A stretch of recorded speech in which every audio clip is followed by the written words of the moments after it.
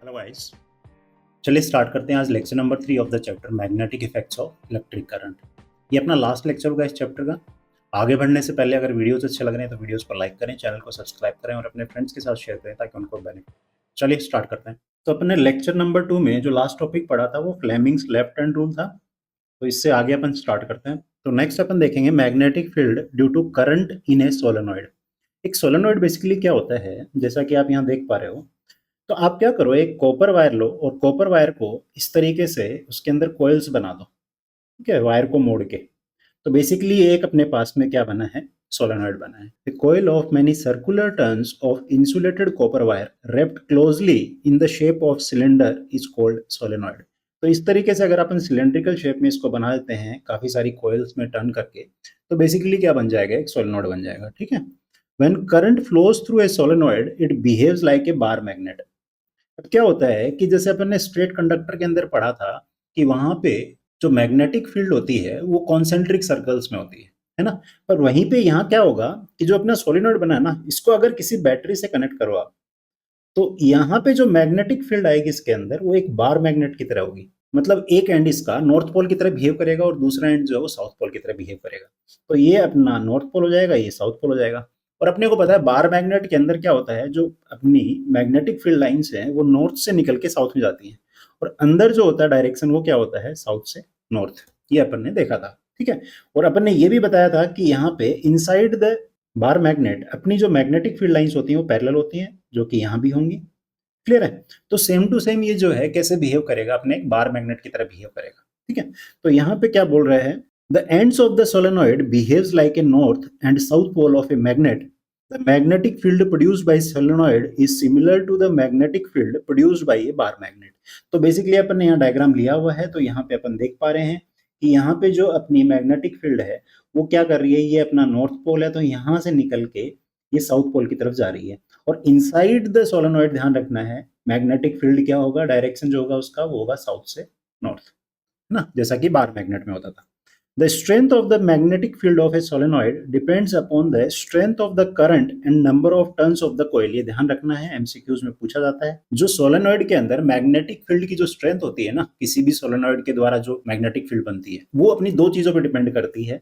Class 10th के हिसाब से, क्लास 12th में जब जाओगे तो वहां पे कोर ऑफ द सोलेनॉइड भी आएगा ना। तो आपको 10th के हिसाब से आपको दो चीजों को ध्यान रखना है कि पहला तो करंट पे डिपेंड करेगी। करंट अगर बढ़ा दोगे तो मैग्नेटिक फील्ड की स्ट्रेंथ है वो बढ़ जाएगी, और दूसरा अगर नंबर ऑफ टर्न्स को आप बढ़ा दोगे तो वहां पे मैग्नेटिक फील्ड की जो स्ट्रेंथ होगी वो बढ़ जाएगी। नंबर ऑफ कॉइल को घटा दोगे तो वो क्या करेगी, घट जाएगी। वैसे करंट को अगर कम कर दोगे तो मैग्नेटिक फील्ड की जो स्ट्रेंथ है वो कम हो जाएगी। क्लियर है ना बात। चलिए नेक्स्ट अपन देखेंगे इलेक्ट्रोमैग्नेट। अब इलेक्ट्रोमैग्नेट क्या होता है, जैसे अपन ने अभी अभी सोलेनॉइड पढ़ा था, तो अगर इस सोलेनॉइड के अंदर अपन एक सॉफ्ट आयरन कोर डाल दें, मतलब इसके अंदर बेसिकली एक रोड डाल दें सॉफ्ट आयरन की, तो ये अपनी एक इलेक्ट्रोमैग्नेट बन जाएगी। अपने को पता है कि सोलेनॉइड के अंदर भी मैग्नेटिक फील्ड होती है। ठीक है, वो भी एक मैग्नेट की तरह बिहेव करती है, पर वहां पे जो मैग्नेट बनती है, जो मैग्नेटिक फील्ड बनती है, उसकी स्ट्रेंथ कम होती है। तो इसके मैग्नेटिक फोर्स की स्ट्रेंथ बढ़ाने के लिए अपन क्या करते हैं, इसके अंदर एक सॉफ्ट आयरन कोर डाल देते हैं। ठीक है। जैसे ही आप करंट इसमें पास करोगे तो यहाँ पे ये एक मैग्नेट की तरह बिहेव करेगी। और सबसे अच्छी बात ये है कि इस मैग्नेट की जो मैग्नेटिक स्ट्रेंथ है ना वो अपन कम ज्यादा कर सकते हैं। अभी अभी पढ़ा था अपन ने कि नंबर ऑफ टर्न्स में अगर कॉइल के बढ़ा दूं या करंट बढ़ा दूं तो जो मेरी मैग्नेटिक स्ट्रेंथ है वो बढ़ जाएगी। और जैसे ही आप क्या करोगे, यहाँ जैसे मैं स्विच लगा दूं इसमें, तो स्विच अगर मैं ऑन करूंगा तो ये मैग्नेट की तरह बिहेव करेगा, और ऑफ कर दूंगा तो क्या करेगा, ये मैग्नेटिज्म इसमें से खत्म हो जाएगा।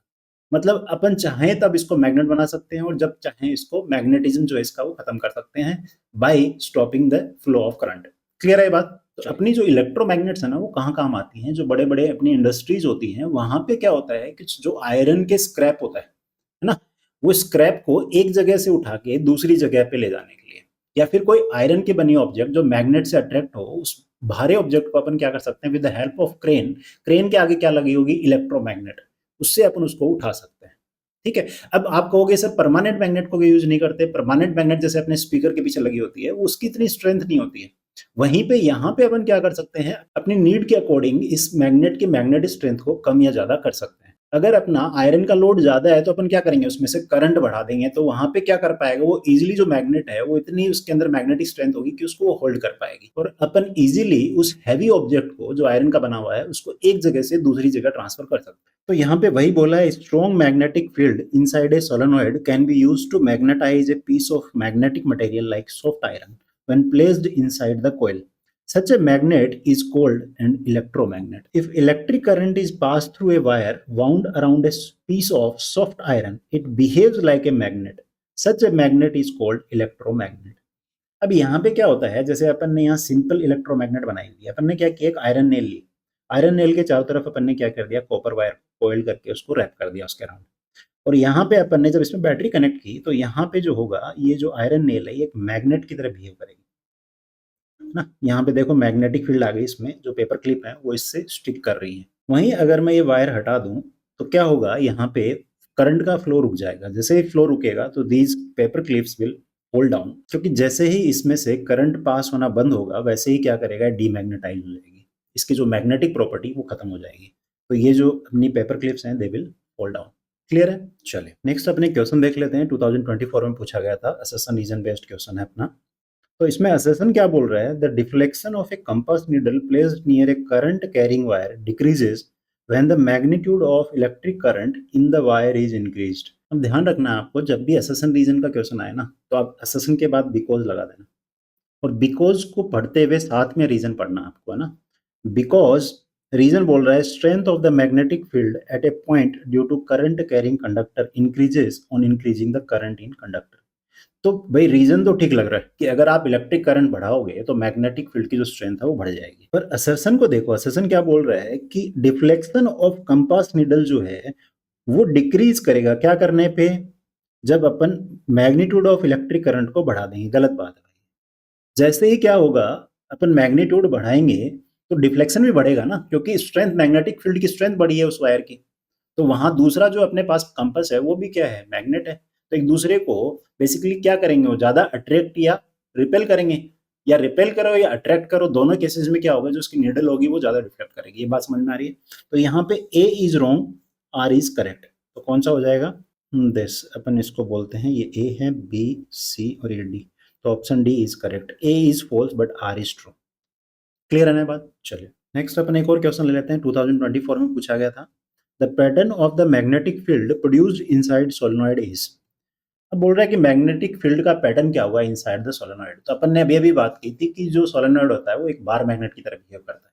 तो इनसाइड द बार मैग्नेट या इनसाइड द सोलेनॉइड अपनी जो मैग्नेटिक फील्ड होती है वो यूनिफॉर्म होती है, और यूनिफॉर्म है तो वहां पे क्या होंगे, पैरेलल मैग्नेटिक फील्ड लाइंस होंगी। तो इन चारों में से कहां पे दिख रहा है, option A is the correct answer. ठीक है, नेक्स्ट जो टॉपिक है that is domestic electric circuit. तो यहाँ पे अपने पास में जो सप्लाई आ रही होती है घरों में वो दो वायर्स के थ्रू आती है ना। एक होता है अपना लाइव वायर, दूसरा होता है न्यूट्रल वायर। अभी लाइव वायर और न्यूट्रल वायर में क्या डिफरेंस है, जो लाइव वायर होता है ना अपना, लाइव वायर में बेसिकली क्या होता है, जो करंट आ रहा होता है वो लाइव वायर में आ रहा होता है। कहाँ से, जो सप्लाई आ रही है, जो स्टार्टिंग से जहाँ पे अपनी इलेक्ट्रिसिटी जहाँ पे बन रही है ना, जहाँ पे अपन इलेक्ट्रिसिटी प्रोड्यूस कर रहे हैं वहां से अपने घर पे तक जो करंट आ रहा होता है ना वो लाइव वायर के थ्रू आ रहा होता है। अब सिंस अपने घर तक ये लाइव वायर के थ्रू आएगा तो अपने को वापस से पूरा सर्किट कंप्लीट करने के लिए जो अपना करंट है वो वापस किसके थ्रू जाएगा, वो जाएगा अपना न्यूट्रल वायर के थ्रू। ये क्लियर है ना। अब अपने पास में एक अर्थ वायर भी होता है, ये वाला अर्थ वायर अपना जो किस कलर में होता है, ये ग्रीन कलर में। इसका क्या काम होता है, इसका काम ये होता है कि सपोज करो आपके पास एक अप्लायंस है जिसकी बॉडी किसकी बनी हुई है, मेटल की। सपोज करो इलेक्ट्रिक आयरन है ना। अब क्या हुआ कि जो लाइव वायर है ना ये अपना किसी वजह से इस बॉडी के टच में आ गया, इसकी मेटालिक बॉडी के टच में।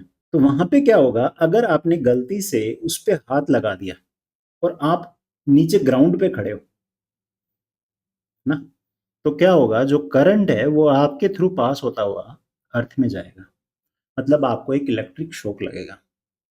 ठीक है, इससे बचने के लिए अपन क्या करते हैं, अर्थ वायर का यूज करते हैं। अपन क्या करते हैं, जो मेटालिक बॉडी होती है ना उससे एक वायर को कनेक्ट करते हुए अपन अर्थ के अंदर एक मेटल लोड रख देते हैं, बरीड अंडर द अर्थ। और वहां पे ये वायर क्या करेगा, अगर गलती से ये कोई लाइव वायर अपना टच हो जाता है इसकी मेटेलिक बॉडी से, तो वहाँ पे जो करंट है ना, वो इस वायर के थ्रू अर्थ में चला जाएगा और अपने को जो फैटल इलेक्ट्रिक शॉक अपने को लगना था, उससे अपन बच जाएँगे। क्योंकि यहाँ पे जो पाथ मिलेगा इसको इस वायर के थ्रू, वो लो रेजिस्टेंस पाथ होगा। तो जो मैक्सिमम करंट है वो इसके थ्रू निकल जाएगा कहाँ? के अंदर। क्लियर है? अगर ये नहीं हुआ तो क्या होगा? आपकी जो बॉडी है ना, आपकी बॉडी एज़ ए कंडक्टर की तरह काम करेगी और सारा का सारा करंट आपकी बॉडी के थ्रू निकल जाएगा और आपको एक फैटल इलेक्ट्रिक शॉक लग सकता है। इतना फैटल होता है कि लोगों की डेथ हो जाती है इससे, है ना? इसलिए अपना जो इलेक्ट्रिक सर्किट होता है, वहाँ पे अर्थ वायर रखना ज़रूरी है। क्लियर है ना ये बात? चलिए, तो आपको ये जो इलेक्ट्रिक सर्किट होता है, इसके अंदर अपने 3 वायर होते हैं, लाइव वायर, न्यूट्रल वायर और अर्थ वायर। तीनों समझ में आ गया, तीनों का क्या काम है? ठीक है। अब अपन इलेक्ट्रिसिटी का जो डिस्ट्रीब्यूशन होता है अपने डोमेस्टिक इलेक्ट्रिक सर्किट के अंदर, वो कैसे होता है, वो देखते हैं। ठीक है? तो सबसे पहले ये अपना यहाँ पे लाइव वायर आ रहा है और यहाँ पे अपना एक इलेक्ट्रिसिटी जो बोर्ड होता है ना, उसका मेन फ्यूज होता है यहाँ पे, जो कि उसका काम होता है कि एक सर्टेन अमाउंट के बाद करंट अगर फ्लो करेगा तो वहाँ पे जो फ्यूज है वो अपना ब्लो अप कर जाएगा और जो घर के अंदर जितने भी डिवाइसेस लगे हुए हैं अपने, उनको सेफ रखेगा। ठीक है? उसके बाद होता है अपना इलेक्ट्रिसिटी मीटर। इलेक्ट्रिसिटी मीटर का क्या काम होता है कि अपन कितनी इलेक्ट्रिसिटी कंज्यूम कर रहे हैं या इलेक्ट्रिक एनर्जी कंज्यूम कर रहे हैं, वो काउंट करता है कौन? Electricity metre. लास्ट चैप्टर के अंदर जो इलेक्ट्रिसिटी चैप्टर था, उसके अंदर अपन ने समझा था कि इलेक्ट्रिक एनर्जी क्या होती है, 1 यूनिट क्या होती है, 1 kilowatt hour is equals to 1 unit. ठीक है? तो यहाँ पे अपनी एनर्जी काउंट होती है। उसके बाद में क्या होता है, यहाँ पे अपना एक डिस्ट्रीब्यूशन बॉक्स होता है। घर के अंदर बेसिकली एमसीबीज लगी होती हैं आजकल, है ना? तो हर एक रूम के लिए अपने अलग-अलग क्या होते हैं, स्विचेज़ होते हैं एमसीबी के, ठीक है? तो वहाँ पे ये क्या करता है, distribution box containing main switch and fuse for each circuit. अब हर रूम के लिए यहाँ पे क्या होता है, स्विच होता है और यहाँ से बेसिकली क्या करता है, इलेक्ट्रिक करंट अपना हर एक रूम में जाता है इस तरीके से। अब अपने स्विच में 3 अपने पास इस तरीके से होल्स होते हैं, जिसमें सबसे मोटे वाला जो होल है ना, यहाँ पे जो अंदर जो कनेक्शन होता है, वो किसका कनेक्शन होता है? अर्थ वायर का कनेक्शन होता है। ठीक है? ओके। तो यहाँ पे अपने को वही बताया, electric power to homes is supplied through the mains. It has 2 wires, one is live wire, that is positive wire with red insulation, and the other is neutral wire, that is negative wire with black insulation. The potential difference between the 2 wires is 220 volt. ध्यान रखना है, अलग-अलग countries में अलग-अलग होता है। अपने India के अंदर ये 220 वोल्ट अपना सप्लाई आती है। ठीक है? The earth wire with green insulation is connected to a metal plate kept in the ground. Two separate circuits are used. One is of 15 ampere for appliances with high power rating like geysers, air conditioners, etc. तो अपने पास क्या होता है, 2 तरीके के circuit अपने पास में होते हैं घर के अंदर। एक तो हाई रेटिंग का होता है, जिसमें अपन air conditioner, oven, electric iron, geyser, ये सब अपन उसमें कनेक्ट करते हैं ना। The other is of 5 ampere for fans, bulbs etcetera. जो छोटे अपने कम जहाँ पे अपने इलेक्ट्रिक करंट चाहिए जिन डिवाइसेस को, उनके लिए अपन 5 एम्पीयर का बेसिकली इलेक्ट्रिक सर्किट रखते हैं।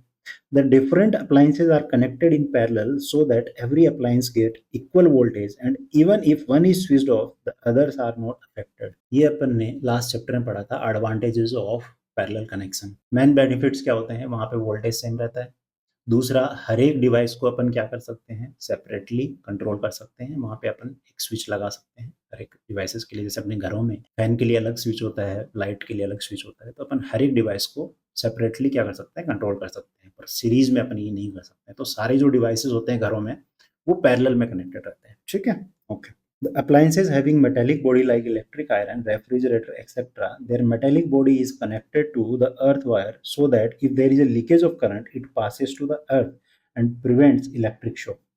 तो ये अपन ने अभी बात की थी भाई, ना यहाँ पे। नेक्स्ट है अपना इलेक्ट्रिक फ्यूज। ये भी अपन ने इसकी भी बात की थी लास्ट चैप्टर के अंदर। इलेक्ट्रिक फ्यूज कब काम आता है, जब किसी सर्किट के अंदर जरूरत से ज्यादा करंट फ्लो करे तो उस सर्किट को कट कर दे वो, मतलब उसमें से जो करंट फ्लो कर रहा है उसको बंद कर दे। इससे होगा क्या, जो डिवाइसेस हैं वो सेफ रह जाएंगे। और दूसरा, अगर करंट ज़्यादा फ्लो कर रहा है तो जो अपने घर के जो फिटिंग होती है ना, जो सर्किट होता है उसके अंदर जो अपन कॉपर के वायर डालते हैं, वहाँ पे ऊपर इंसुलेशन होता है ना उसके अंदर, अगर वो ज़्यादा गर्म हो गए तो वहाँ पे आग भी लग सकती है ना, फायर कैच कर सकते हैं वो। तो electric fuse is a safety device used in electric circuit to protect the circuit and appliances from damage due to overloading and short circuit. अब ध्यान रखना है, यहाँ 2 इंपॉर्टेंट टर्म्स अपने पास में, पहला है ओवरलोडिंग, दूसरा है अपना शॉर्ट सर्किट। इन दोनों को सेपरेटली अपन समझेंगे आगे। It is a wire having high resistance and low melting point. ये चीज अपन ने लास्ट लेक्चर में एकदम बिल्कुल क्लियर की थी, मैं ऊपर लिंक दे दूंगा वीडियो का, है है ना, जिस लेक्चर में अपन ने इसको क्लियर किया, आप जाके एक बार वहाँ देख लीजिए, एकदम डिटेल्ड तरीके से अपन ने समझाया हुआ है। If excess current flows through the circuit, the fuse wire melts and breaks the circuit. Fuse wire is made up of metal or an alloy of metals like lead, tin, aluminum and copper. Fuse wire is connected in series with the live wire. Fuse जो होता है वो कहाँ use होता है, live wire के साथ में अपन सीरीज में कनेक्ट करते हैं। लाइव वायर जो है उसमें अपन फ्यूज लगाते हैं यहाँ पे, उसके सीरीज में इस तरीके से यूज होता है। और जैसे इसमें एक रेटेड अमाउंट से ज़्यादा करंट फ्लो करेगा तो इतनी हीट प्रोड्यूस होगी यहाँ पे कि ये जो वायर है अंदर वाला ये मेल्ट हो जाएगा और सर्किट को कट कर देगा। अपने जो अप्लाइंसेज हैं वो बच जाएंगी, जो अपनी जो फिटिंग्स हैं, जो वायर्स हैं घर के अंदर, वो भी बच जाएंगे ना, क्योंकि वहाँ हीट प्रोड्यूस होगी अगर ज़्यादा करंट होगा तो। हीट प्रोड्यूस किसके इक्वल होती है, हमने जूल्स लॉ पढ़ा है ना, H=I²RT। तो आई के स्क्वायर के डायरेक्टली प्रोपोर्शनल होती है, तो आई बढ़ेगा तो वहाँ पे हीट बढ़ेगी। ठीक है, फर्स्ट अपना ओवरलोडिंग। ओवरलोडिंग का कॉज क्या होता है, too many appliances connected in a single circuit और devices with high power rating drawing more current than the circuit is design for. अब यहाँ पे क्या होता है, अपन ने सपोज करो जो एक कमरे के अंदर एक सॉकेट अपना और उसके अंदर अपन ने एक्सटेंशन लगा ली, उसके अंदर खूब सारे स्विचेस हैं।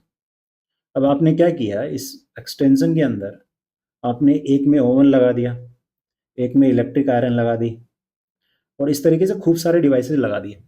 अब इनके जो ये जो डिवाइसेस सारे मिलके इनको बहुत सारा करंट चाहिए।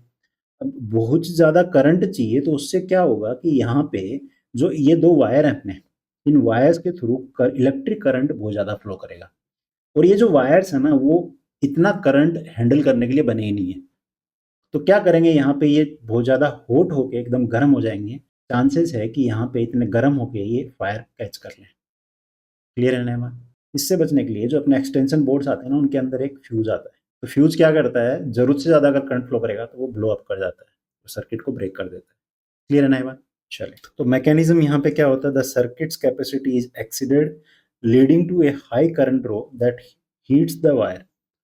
वायर को हीट कर देगा, रिजल्ट क्या होगा, wire can over heat leading to a potential fire hazard और डैमेज टू अप्लायंसेस। अब इसका प्रिवेंशन कैसे करेंगे, यूजिंग सर्किट ब्रेकर्स और फ्यूजेस। अब ये जो सर्किट ब्रेकर्स अपने घर में जो आजकल यूज करते हैं अपन, वो एमसीबी यूज करते हैं। एमसीबी की फुल फॉर्म क्या होती है, मिनिएचर सर्किट ब्रेकर। ठीक है, तो वो भी एक फ्यूज की तरह काम करते हैं बेसिकली। एक सर्टेन अमाउंट से ऊपर करंट होते ही वो स्विच ऑफ हो जाते हैं। और पहले अपन जो यूज करते थे वो फ्यूजेस यूज करते थे, आजकल भी अप्लाइंसेस के अंदर फ्यूजेस आते हैं। ठीक है, सेकंड प्रिवेंशन अपन क्या कर सकते हैं, ensuring the wiring is adequate for the load. अगर आप बहुत ज़्यादा डिवाइसेस एक स्विच के अंदर लगा रहे हो तो आपको ये प्रॉपर ध्यान रखना है कि वहाँ पे जो वायरिंग है वो वायरिंग उतने करंट को इजीली सपोर्ट कर पाए। क्लियर है one. And distributing devices across multiple circuits. तो अपने को यहाँ पे डिस्ट्रीब्यूटिंग डिवाइसेस क्या होते हैं, बेसिकली जहाँ पे जितनी करंट की जरूरत है उतना करंट अपन वहाँ पे डिस्ट्रीब्यूट करें। क्लियर है वन। चलिए, नेक्स्ट अपन देखेंगे शॉर्ट सर्किटिंग। ये क्या होता है, कोज होता है direct accidental contact between the live wire and the neutral wire और another conducting path with very low resistance. क्या मतलब है, अगर यहाँ पे क्या होता है कि अपने पास में सपोज करो ये अपने पास लाइव वायर है एक, इसमें करंट आ रहा है और यहाँ पे अपने पास दूसरा जो वायर है ये अपना न्यूट्रल वायर है। अगर ये दोनों मान लो आपस में कांटेक्ट में आ गया एक्सीडेंटली, तो क्या होगा, ये जो करंट आ रहा है ना लाइव वायर के अंदर, ये इधर से सारा निकल जाएगा। अब होगा क्या, ये जाना तो एक्चुअली चाहिए था कि यहाँ डिवाइसेस जो लगे हुए हैं डिवाइसेस के थ्रू होता हुआ जाना चाहिए था। अब डिवाइसेस के अंदर रेजिस्टेंस होगा तो क्या होगा, अपने पता है I=V/R। तो रेजिस्टेंस होगा तो क्या होगा, I कम हो जाएगा। पर अगर ये डायरेक्ट टच में आ गए तो टच में होने से क्या होगा, इन वायर्स का तो रेजिस्टेंस बहुत कम है ना, तो यहाँ पे करंट बढ़ जाएगा, इस वजह से I इंक्रीज कर जाएगा। I=V/R, inversely proportional to resistance होता है करंट। तो यहाँ पे फिर वही बात हो जाएगी कि यहाँ जरूरत से ज़्यादा जो है इस सर्किट के अंदर करंट फ्लो करेगा, जितना कि ये जो वायर जिस जिस लोड को जिस करंट को हैंडल करने के लिए बने हैं उससे ज़्यादा इसमें से करंट फ्लो करेगा, तो फिर वही ओवर हीटिंग होगी। ठीक है, तो मैकेनिज्म क्या होता है, the extremely low resistance of the short path allows a massive uncontrolled surge of current. और इसका जो रिजल्ट होगा वो होगा sudden dangerous increase in current generates intense heat potentially causing sparks melting wires and starting fires. अब इसका prevention कैसे कर सकते हैं, proper insulation of wire, avoiding damage to electrical equipment. मतलब क्या है कि आप छेड़छाड़ मत करो इलेक्ट्रिकल इक्विपमेंट के साथ में, है ना, अगर आपको नॉलेज नहीं है तो। अगर गलती से आपका लाइव वायर और न्यूट्रल वायर कनेक्ट आपस में एक दूसरे से कॉन्टेक्ट में आ गया डायरेक्ट, तो वहाँ पे क्या होगा, शॉर्ट सर्किट हो जाएगा। ठीक है, एंड एम्प्लॉइंग सर्किट ब्रेकर्स और फ्यूज, वही अपनी बात कर रहे हैं यहाँ पे, सर्किट ब्रेकर्स यूज करेंगे या फ्यूज यूज करेंगे। क्लियर है अपन? चलिए नेक्स्ट अपने पास क्वेश्चन है वो देख लेते हैं। When live wire comes in direct contact with neutral wire then the current in the circuit abruptly increases, this condition is called, अभी अभी पढ़ा था अपन ने, शॉर्ट सर्किटिंग। नेक्स्ट क्वेश्चन है primary advantage of ground wire is, तो first बोल रहा है to provide return path to the current, नहीं भाई, रिटर्न पाथ कौन करता है? न्यूट्रल वायर करता है। To supply current in the circuit, नहीं, ये लाइव वायर करता है। To provide low resistance path to the stray current in the metal body, yes, जो अपना क्या होता है, करंट गलती से जो अपना लाइव वायर अगर इसके कॉन्टेक्ट में आता है मेटल बॉडी के, तो वहाँ पे उस जो करंट को पाथ देता है, कहाँ जाने के लिए? अर्थ के अंदर जाने के लिए, ताकि अपने को इलेक्ट्रिक शॉक ना लगे। तो आंसर हो जाएगा अपना सी। क्लियर है बात? चलिए, तो चलिए यहाँ अपना वीडियो फिनिश होता है, साथ में अपना चैप्टर भी कंप्लीट होता है। मिलते हैं नेक्स्ट वीडियो में नए चैप्टर के साथ। जाने से पहले अगर वीडियोस पसंद आ रहे हैं तो वीडियोस को लाइक करें, चैनल को सब्सक्राइब करें और अपने फ्रेंड्स के साथ शेयर करें ताकि उनको भी बेनिफिट मिले। चलिए, बाय बाय।